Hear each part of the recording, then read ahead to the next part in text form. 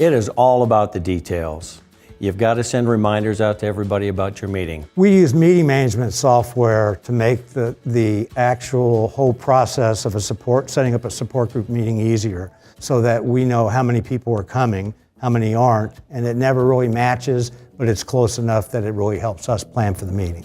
Yeah, I do the email blast, and then if I don't hear from some, then I will pick up the phone and call. We meet every single month on the second Tuesday of every month from 1 to 3. But for guys like me, you need to send me reminders.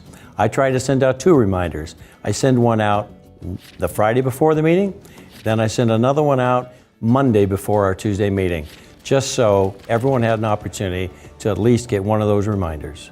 PFF has just a myriad of great resource materials. So I have usually talked to maybe the patient coming in as a visitor the first time, and I can key in on what it is that would best help them. The physician's notepad is great to write down your questions. That is excellent. Absolutely. The PFF is a wealth of information, especially for folks that are newly diagnosed. Want to know what IPF really is. Want to know more about oxygen as a therapy. Want to know more about lung transplantation. Want to know more about medical trials. So I use the PFF all the time to go get information. They'll send it to me, I'll bring it to the meeting, I'll pass it out. I'm always watching and observing the patients, because you will see who your next leaders are. I really believe you should work on succession when you're a leader, because you can't always be there. I needed help, and so at one of the PF summits, I basically talked to other support group leaders, and one of them mentioned about they had a steering committee and there were X number of people on it. And I started thinking about, okay, great, how can I delegate some things out? Because the facilitator is busy enough facilitating and running the meeting.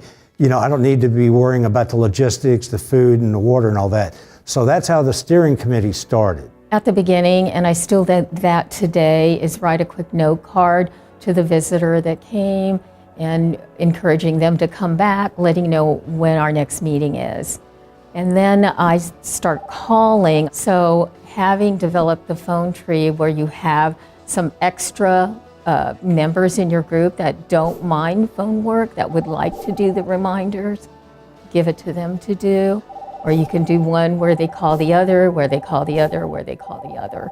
I have a nurse coordinator that helps me with the meeting. She helps put the presentations together.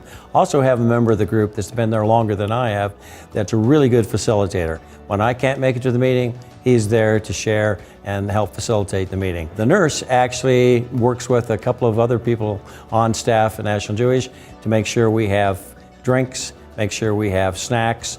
So when the meeting starts, everything is taken care of. Certainly isn't all by me. We've got several people in the background that help out.